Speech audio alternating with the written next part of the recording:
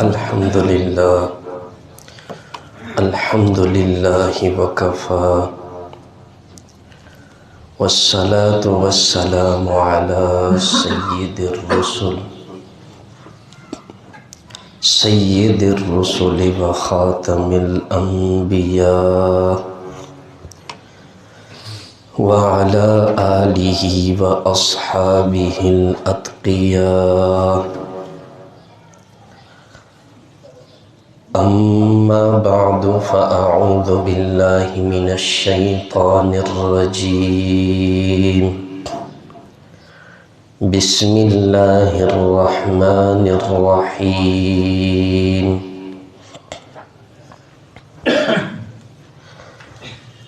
يا أيها الذين آمنوا أنفقوا من طيبات ما كسبتم ومما أخرجنا لكم من الأرض صدق الله العظيم.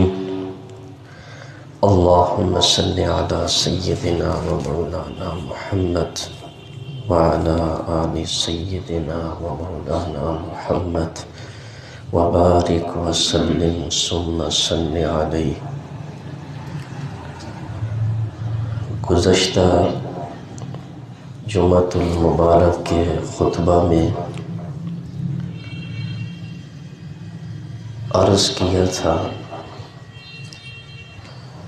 کہ اللہ نے مسلمانوں کے ایمان کی تجارت کو فروغ دینے کے لیے انسان کی روحانیت کو پروان چڑھانے کے لیے رمضان کا مقدس مہینہ مقرر فرمایا. اب اس مہینے کی برکات سے مستفید ہونے کے لیے اور اس ماہ مقدس کی سعادتوں کو سمیٹنے کے لیے چند چیدہ اعمال ہم نے کرنے ہیں، جن اعمال کے کرنے سے انشاءاللہ ہم اس مہینے کی برکات بھی حاصل کر سکتے ہیں اور اللہ کی بخشش اور اس کی رحمت کے مستحق بھی بن سکتے ہیں. ان اعمال میں سے پہلا عمل قرآن کریم کی تلاوت ہے، جس پر گزشتہ جمعہ تفصیل سے گفتگو کی. دوسرا عمل رمضان المبارک کی برکات سے صحیح معنوں میں مستفید ہونے کے لیے ایک عظیم عمل صدقہ خیرات کا اہتمام ہے. رسول اللہ صلی اللہ علیہ وسلم کی احادیث مبارکہ پڑھیں تو اس میں یہ دونوں چیزیں اکٹھی ملتی ہیں. رسول اللہ صلی اللہ علیہ وسلم رمضان میں کثرت سے قرآن کریم کی تلاوت فرماتے تھے اور رسول اللہ صلی اللہ علیہ وسلم اس کے ساتھ ساتھ کثرت سے اللہ کی راہ میں صدقہ خیرات بھی کیا کرتے تھے. حضرت عبداللہ ابن عباس رضی اللہ تعالیٰ عنہ کی روایت ہے کہ حضور علیہ السلام تمام لوگوں سے بڑھ کر سخی تھے. عام معمول میں بھی حضور سے بڑھ کر سخی کون ہو سکتا ہے؟ کہ حضور علیہ السلام تمام لوگوں سے بڑھ کر سخی تھے اور آپ کی سخاوت کا ظہور سب سے بڑھ کر رمضان المبارک میں ہوتا تھا۔ رمضان میں جب جبرائیل علیہ السلام تشریف لاتے تو حدیث میں آتا ہے آپ کی سخاوت تیز ہواؤں سے بھی زیادہ بڑھ جاتی تھی۔ ان احادیث سے یہ واضح طور پر معلوم ہوتا ہے کہ اس مہینے کا ایک عظیم عمل ہے اللہ کی راہ میں خرچ کرنا۔ قرآن کریم نے اس عمل کی ترغیب دینے کے لیے، اس عمل کا شوق پیدا کرنے کے لیے بڑی خوبصورت مثال بیان فرمائی ہے، اور قرآن کریم نے جو بھی بات سمجھائی ہر بات اللہ نے مثال سے سمجھائی ہے، اس لیے کہ انسانی فطرت ہے کہ اس کے سامنے جب کسی چیز کی مثال پیش کی جائے تو اسے بات جلدی سمجھ آتی۔ وہ مثال تیسرے پارے میں ہے، مثل الذین ينفقون اموالهم فی سبیل اللہ، ان لوگوں کی مثال جو اللہ کی راہ میں خرچ کرتے ہیں، کمثل حبۃ، جیسے ایک دانہ ہے، انبتت سبع سنابل، جس سے 7 خوشے پیدا ہوئے، فی کل سنبلۃ مئۃ حبہ، ہر خوشے میں 100 دانے ہوں۔ اس کا خلاصہ یہ نکلا کہ اللہ کے راستے میں خرچ کرنے والے کا اجر 1 سے لے کر 700 تک پہنچتا ہے۔ دنیا میں بھی ہم اس کا مشاہدہ کرتے ہیں، 1 کے بدلے میں 700 ملے، یہ کوئی کم منافع ہے؟ اور پھر قرآن مقدس نے یہ اس کی ایک زندہ مثال بیان فرمائی، جیسے کوئی شخص گندم کا 1 دانہ کاشت کرے، پھر اس دانے سے گندم کا پودا نکلے جس میں 7 خوشے ہوں، اور ہر خوشے میں 100 دانے ہوں، تو گویا اس بندے کو 1 دانے سے کتنے دانے حاصل ہو گئے؟ 700۔ اس کی مثال تھوڑا سا اور میں آپ کے سامنے واضح کر دوں، بڑی خوبصورت مثال ہے، کچھ آپ کی توجہ رہی تو انشاءاللہ بہت کچھ اس قرآن کریم کی آیت سے حاصل کر لیں گے۔ ایک شخص کاشتکار ہے، اس نے گھر میں پڑی ہوئی گندم میں سے کچھ گندم جا کر زمین میں بکھیر دی۔ جو گندم اس نے زمین میں بکھیری بظاہر تو یہ اس کے ذخیرے میں سے کم ہو گئی، لیکن حقیقت میں وہ کم نہیں ہوئی، بلکہ 700 گنا اضافے اور آمد کا سبب بن رہی ہے۔ اسی طرح جو بندہ اللہ کی راہ میں خرچ کرتا ہے، بظاہر اس کے مال میں سے کچھ کم ہو رہا ہے، حقیقت میں وہ خیر و برکت اور اجر و ثواب کا سبب بن جاتا ہے۔ دوسری بات کہ جو شخص زمین میں دانہ ڈال کر آتا ہے، اس کاشتکار کو یہ یقین ہوتا ہے کہ میں نے جو عمدہ زمین میں دانہ ڈالا، اس پر یقیناً مجھے 700 گنا اضافی بھی ملے گا۔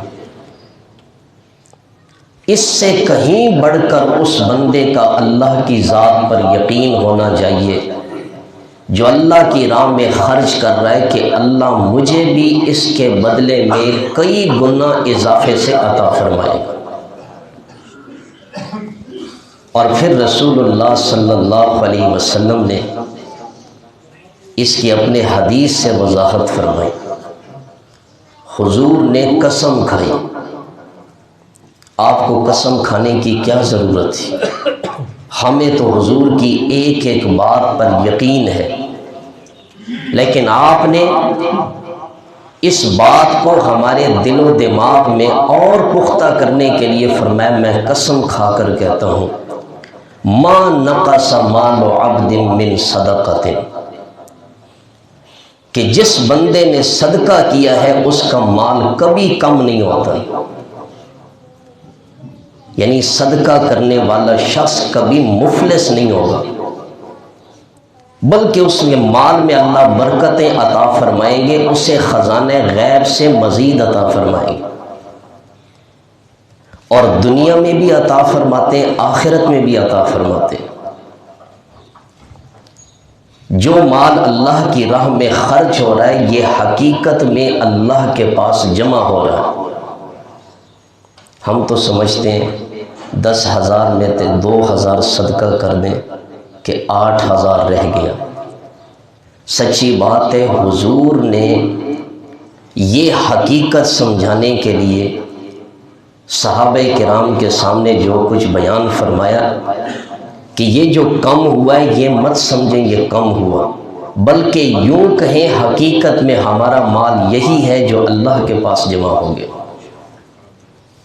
حضرت عائشہ رضی اللہ تعالیٰ عنہ فرماتی ہیں، ایک دفعہ ایک بکری ذبح کی گئی، اس کا گوشت تقسیم کر دیا گیا، صرف ایک شانہ باقی رہ گیا، ایک دستہ۔ اتنے میں رسول اللہ صلی اللہ علیہ وسلم تشریف لائے۔ آپ نے پوچھا کیا باقی بچا ہے؟ حضرت عائشہ نے عرض کیا اللہ کے رسول باقی سب بکری ختم ہو گئی، صرف ایک دستہ باقی رہ گیا۔ آپ نے اس حقیقت سے پردہ اٹھاتے ہوئے ارشاد فرمایا، عائشہ باقی وہ ہے جو آپ نے صدقہ کر دیا، یہ تو ہم نے کھا کر ختم کر دینا ہے، اصل میں ہمارا باقی وہی ہے جتنا حصہ آپ نے اللہ کی راہ میں صدقہ کر دیا۔ تو اصل میں انسان کا جو مال جمع ہو رہا ہے، جس کی وجہ سے انسان کے باقی مال میں برکات حاصل ہوتی ہے، انسان کو اجر و ثواب ملتا ہے، مصیبتوں سے بچتا ہے، وہ وہی مال ہے جو خدا کی راہ میں صدقہ کیا ہے۔ تیسری بات، کاشتکار جو دانہ کاشت کرتا ہے وہ عمدہ دانہ کاشت کرے۔ ایک بندہ دانہ ہی گھٹیا قسم کا کاشت کرے گا، اس سے کوئی فصل حاصل ہوگی؟ یہ تو کسان جانتے ہیں، جن دنوں میں انہوں نے فصل لگانی ہے، کاشت کرنی ہے، تو وہ اس کے لیے کتنی قیمتی بیج کو تلاش کرتے ہیں۔ کاشتکار جو دانہ کاشت کرے وہ عمدہ قسم کا ہو۔ اسی طرح جو بندہ اللہ کی راہ میں خرچ کر رہا ہے وہ بھی اپنی عمدہ کمائی کو خرچ کرے، حرام کی نہ ہو۔ جس طرح کمزور قسم کا دانہ ڈالیں تو کوئی فصل اگے گی، اسی طرح حرام مال کی کمائی میں سے صدقہ کریں تو اس کا بھی کوئی فائدہ نہیں۔ حدیث پاک میں آتا ہے حضور علیہ السلام نے فرمایا اللہ پاک ہے، وہ صرف پاک چیز ہی کو اپنی بارگاہ میں قبول فرماتا ہے۔ جب بندہ حلال کی کمائی میں سے صدقہ کرتا ہے اللہ کے ہاں وہ شرف قبولیت حاصل کرتا ہے۔ چوتھی چیز کہ کاشتکار وہ کاشتکاری کے اصول سے بھی واقف ہو۔ جو بندہ کاشتکاری کرتا ہے اسے اصول بھی تو آنے چاہیے، اس میں صلاحیت بھی تو ہو۔ اسی طرح اللہ کی راہ میں خرچ کرنے والے کی نیت بھی درست ہو، اس میں یہ صلاحیت بھی موجود ہو کہ میں جو خرچ کر رہا ہوں اس پر مجھے اللہ کی رضا حاصل ہو، وہ لوگوں کو دکھانے کے لیے نمود و نمائش کی غرض سے خرچ نہ کرے۔ اور پانچویں چیز، جس زمین میں دانہ کاشت کیا جائے وہ زمین بھی عمدہ ہو۔ اگر زمین بنجر ہے، آپ اس میں قیمتی بیج ڈالیں گے، اس سے کچھ حاصل ہوگا؟ بنجر زمین سے کچھ بھی حاصل نہیں ہوتا۔ اس مثال کو توجہ سے سمجھیں۔ زمین جتنی عمدہ ہوگی اتنی ہی اس میں سے فصل بھی قیمتی اگے گی۔ اسی طرح خرچ کرنے والے کے لیے یہ بھی ضروری ہے کہ وہ جہاں خرچ کرے یہ دیکھے اس کا مصرف ہے، جس پہ خرچ کرے دیکھے یہ اس کا مستحق ہے، نااہل پر خرچ کر کے اپنے صدقے کو ضائع نہ کرے، مستحق لوگوں کو دینا چاہیے۔ اور وہ ہر بندہ جانتا ہے، میرے رشتہ داروں میں، میرے پڑوسیوں میں، میرے محلے داروں میں کون مستحق ہے جس پر میں خرچ کروں، میرا مال اس مصرف پہ لگے اور اللہ کے ہاں شرف قبولیت حاصل کر لے۔ اور چھٹی چیز کہ انسان جو مال خرچ کر رہا ہے، زمین میں جو اس نے دانہ ڈالا، اس دانے کی کسان نے اب حفاظت بھی کرنی ہے، رکھوالی بھی کرنی ہے کہ یہ فصل کہیں تباہ نہ ہو جائے۔ ایسے ہی خرچ کرنے والا اپنے صدقے کی بھی حفاظت کرے۔ وہ حفاظت یہ ہے جس پہ خرچ کیا کبھی اس پر احسان نہ جتلائے۔ اگر احسان جتلایا تو اس کا صدقہ تباہ و برباد ہو گیا۔ تو میں عرض کر رہا تھا کہ رمضان کے اعمال میں سے ایک عظیم عمل صدقہ خیرات ہے کہ خود رسول اللہ صلی اللہ علیہ وسلم بھی اس ماہ مقدس میں کثرت سے خرچ کرتے تھے، اور یہ صدقہ اس ماہ کی برکات حاصل کرنے کا ایک بہترین ذریعہ ہے۔ اب یہ صدقہ دینا کیسے ہے؟ اس کی کئی صورتیں ہیں۔ ایک صورت تو صدقے کی یہ ہے کہ ضرورت مند لوگوں کو رمضان کی آمد سے پہلے رمضان کا راشن پہنچایا جائے۔ جیسے آج مہنگائی کے دور میں تو اور زیادہ ضرورت ہے، ضرورت مندوں کو تلاش کریں، پیشہ ور بھکاری نہیں، ضرورت مند۔ یہ جو آپ ہٹے کٹے پیشہ ور بھکاریوں کو دے رہے ہوتے ہیں اور خوش ہوتے ہیں میں نے صدقہ کیا، ان ہٹوں کٹوں پہ صدقہ نہیں ہوتا ہے۔ ہم نے تو بڑا آسان کر دیا، بس یہ کسی کو دے دیا، مانگنے والے نے مانگ لیا، اسے پکڑا دیا اور ہم خوش ہو گئے۔ خدا گواہ ہے جب تک مستحق نہیں ہے صدقہ قبول نہیں ہوا۔ اس لیے اس کے لیے مستحق لوگوں کو تلاش کریں، مستحق افراد تک اپنا یہ حلال کی کمائی پہنچائیں، وہ اس سے اپنی سحری اور افطاری کا انتظام کریں گے۔ اور پتہ ہے اس کا کتنا اجر ہے؟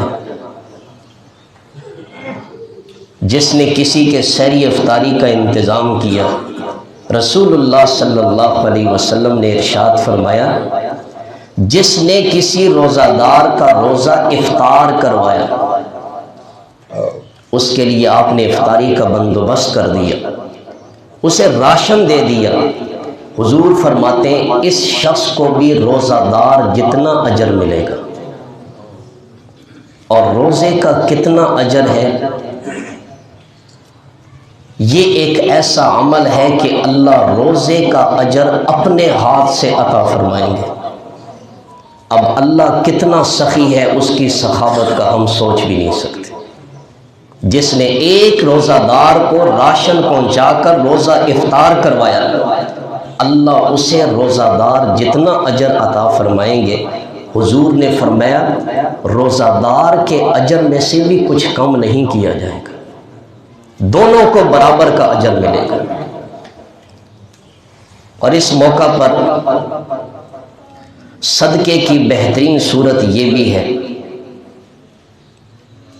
کہ رمضان کے بعد مسلمان شکرانے کے طور پر عید کی نماز ادا کرتے ہیں، خوشی کا موقع ہوتا ہے، ہر کسی نے نئے کپڑے پہننے ہوتے ہیں، ایسے موقع پر ضرورت مندوں کو کپڑے خرید کر دیے جائیں، اگر ان کا قرض ہے تو وہ قرض اتار دیں، اور اگر ان کی کوئی پریشانی ہے تو اس پریشانی کو دور کر دیں، اور اگر کسی کو اللہ نے مالی وسعت دی ہے، اس کے پاس ملازم ہے، دکان میں، فیکٹری میں، آفس میں، تو ان کے ساتھ رعایت کریں۔ وہ رعایت کیا ہے؟ حضور نے وہ بتائی ہے، رمضان میں ان سے کام کم لیا کریں، اور اس مہینے کی برکات حاصل کرنے کے لیے ان پہ خرچ زیادہ کیا کریں۔ اس مہینے کا نام ہی شہر المواسات ہے، ہمدردی کا مہینہ۔ ہمدرد کا لفظ تو ہم نے سنا ہے، اس کی تفصیل کیا ہے؟ ہمدرد، جس کو درد ہے بندہ اس کے درد میں اپنے آپ کو شریک سمجھے، کسی درد والے کے ساتھ ہمدردی کر کے اس کو بانٹا جائے، اور اس کی اس تکلیف کو دور کر کے اس کو مسکراہٹیں دی جائیں، اس کی خوشیوں میں اضافہ کیا جائے۔ اور اسی طرح ایک تاجر ہے، دکاندار ہے، تو وہ بھی اس مہینے میں گاہک سے ہمدردی کر سکتا ہے۔ اس کا طریقہ یہ ہے کہ رمضان کا مہینہ آئے تو ہر چیز کی قیمت مناسب کر دے، گاہک کے ساتھ کچھ رعایت کرے۔ ہمارے یہاں ایسے ہی ہوتا ہے، رمضان کا مہینہ آتا ہے نا تو قیمتیں 5 گنا بڑھا دیتے ہیں، کہتے ہیں یہی تو کمائی کا مہینہ ہے۔ اللہ کے بندو، دوسری طرف حضور کے فرامین بھی تو دیکھیں، لیکن اللہ جس پر مہربانی فرمائے اللہ اس سے اس مہینے میں یہ ہمدردی کا کام لیتے ہیں۔ الحمدللہ ایسے لوگ آج بھی موجود ہیں۔ اس کا نتیجہ کیا ہوگا؟ آج ایک گاہک کے ساتھ رعایت کریں گے، اللہ دنیا اور آخرت میں آپ کے ساتھ رعایت فرمائیں گے۔ کتنا سستا سودا ہے۔ ایک حدیث پاک آپ کے سامنے پڑھتا ہوں، جس میں رسول اللہ صلی اللہ علیہ وسلم نے چند وہ اعمال بتائے جو اللہ کو انتہائی پسند ہے۔ آج اس حدیث پر عمل کرنے کی ضرورت ہے۔ وہ پسندیدہ اعمال کیا ہے؟ حضور نے فرمایا ایک خوشی جو تم کسی مسلمان کے دل میں ڈال دو، وہ چاہے کسی چھوٹی سی چیز کے ذریعے اس کو خوشی حاصل ہو یا کسی بڑی چیز کے ذریعے، مسلمان کے ساتھ اچھائی کا معاملہ کر کے تم نے اس کے دل میں خوشی ڈال دی، اس عمل کے ذریعے اللہ تم سے خوش ہو گیا۔ دوسرا عمل، اس سے کوئی تکلیف اور تنگی دور کر دے۔ وہ کسی تکلیف میں مبتلا ہے، کسی پریشانی میں مبتلا ہے، آپ نے اس کی پریشانی دور کر دی، آپ اس کا سبب بن گئے، یہ اللہ کے ہاں انتہائی پسندیدہ عمل ہے۔ اور تیسری چیز حضور نے فرمایا اس کا قرض اتار دو۔ مسلمان ہے، مقروض ہے، وہ اپنے قرض کو ادا نہیں کر سکتا، قرض کے بوجھ تلے دبا ہوا ہے، آپ نے اس کا قرض ادا کر دیا، اس کے بدلے اللہ کو خوش کر دیے۔ اور چوتھا عمل حضور نے فرمایا کسی بھوکے کی بھوک مٹا دو، یہ عمل اللہ کے ہاں انتہائی پسندیدہ ہے۔ جن حالات سے ہم گزر رہے ہیں انتہائی ناگفتہ بھی حالات ہیں، پریشان کن حالات ہیں۔ ادنا درجے کا آدمی تو بالکل پس گیا ہے مہنگائی سے، آسمانوں سے مہنگائی باتیں کر رہی ہے، لوگوں کو کھانے کے لیے روٹی نہیں ملتی۔ آپ دیکھیں آٹے کے لیے لائنیں لگی ہوئی، پھر بھی نہیں مل رہا۔ پیسے لوگوں نے ہاتھ میں اٹھائے ہوئے، چیزیں نہیں مل رہی، اور اگر کوئی چیز ملتی ہے تو وہ اتنی مہنگی ہے کہ ضرورت مند آدمی اس کو خریدنے کی سخت نہیں رکھتا، کوئی مبالغہ نہیں کر رہا۔ ایسے حالات میں جو بندہ اپنے مال میں سے اللہ کی راہ میں خرچ کرے گا، رسول اللہ صلی اللہ علیہ وسلم کے اس فرمان کے مطابق اس کا یہ عمل انتہائی پسندیدہ عمل ہے اللہ کے ہاں۔ دور صدیقی میں قحط پڑ گیا مدینہ میں، کھانے کی چیزیں قیمتاً بھی نہیں مل رہی تھی، لوگ انتہائی پریشان۔ اتنے میں پتہ چلا کہ شام سے حضرت عثمان کی تجارت کا سامان آ رہا ہے۔ مدینہ کے تاجر تو بڑے خوش ہوئے کہ ان سے جا کر پہلے خرید لیں گے، مہنگے داموں بیچ لیں گے، بڑا منافع آئے گا۔ جیسے آج کل کے حالات چل رہے ہیں، بڑے بڑے تاجر ساری چیزیں خرید کر سٹاک کر لیتے ہیں، جب خوب مہنگی ہوں گی تو پھر باہر نکالیں گے۔ یاد رکھیں ایسے حالات میں حضور نے ایسے تاجروں پر لعنت فرمائی ہے، اور آپ نے فرمایا ان کے مالوں میں کبھی برکت نہیں ہوگی۔ اور ایسے حالات میں جو مال نکال کر لوگوں کو دیں گے، حضور نے ایسے لوگوں کو دعا دی، اللہ ان کے مال میں برکتیں عطا فرمائے۔ انہوں نے سمجھا بڑے مہنگے داموں مال بیچیں گے۔ یہ تاجر حضرت عثمان کے پاس پہنچے اور کہا آپ کا سامان تجارت آ رہا ہے۔ عرض کیا کتنا دیں گے؟ انہوں نے کہا 2 گنا قیمت دیں گے۔ حضرت عثمان نے کہا مجھے تو اس سے بھی زیادہ ملتا ہے۔ انہوں نے سوچا جیسے حالات ہیں ہو سکتا ہے کوئی بڑا تاجر ہم سے پہلے آیا ہو۔ کہنے لگے ہم 3 گنا دینے کے لیے آپ کو تیار ہیں۔ حضرت عثمان نے فرمایا مجھے تو اس سے بھی زیادہ ملتا ہے۔ آخر وہ کہنے لگے ہمیں بتائیں وہ کون شخص ہے جو ہم سے زیادہ آپ کو منافع دینے کے لیے تیار ہے۔ حضرت عثمان رضی اللہ تعالیٰ عنہ فرمانے لگے وہ میرا اللہ ہے جس کا وعدہ ہے کہ میں 1 کے بدلے میں 10 گنا عطا کروں گا، تم میں سے کوئی ہے جو اس سے زیادہ مجھے دینے کے لیے تیار ہو؟ اس کے بعد حضرت عثمان نے تاجروں کو مخاطب کر کے کہا اے مدینہ کے تاجروں، تم بھی گواہ ہو جاؤ، میں اللہ کو بھی گواہ بنا رہا ہوں، یہ جتنا بھی سامان تجارت ہے یہ سارا میں مدینہ کے فقراء اور مساکین پر صدقہ کرنے لگا۔ ایسے مشکل حالات میں حضرت عثمان نے اپنا سارا مال غریبوں پر تقسیم کر دیا۔ سیرت کی کتابوں میں آتا ہے حتیٰ کہ جو بوریاں تھیں وہ بھی حضرت عثمان نے صدقہ کر دی، اور اس کے بعد جن اونٹوں پر غلہ لاد کر لائے تھے ان اونٹوں کو ذبح کر کے اس کا گوشت بھی اللہ کی راہ میں تقسیم کر دیا۔ تو ایسے حالات میں جس کو اللہ نے مالی وسعت دی ہے وہ اپنا مال میں سے دل کھول کر خرچ کرے، اور صحابہ کی طرح یقین رکھتے ہوئے کہ اللہ اس کے بدلے میں کئی گنا زیادہ عطا فرمائے گا، یقیناً اللہ اسے دنیا میں بھی سرخرو رکھے گا، آخرت میں بھی سرخرو رکھے گا۔ تو آج کی گفتگو کا خلاصہ یہ ہے کہ رمضان کے اعمال میں سے بہترین عمل صدقہ خیرات ہے، جو حضور علیہ الصلوۃ والسلام کثرت سے فرماتے تھے، اور آپ نے اپنی امت کو بھی اس کی ترغیب دی۔ اللہ تعالیٰ عمل کی توفیق عطا فرمائے۔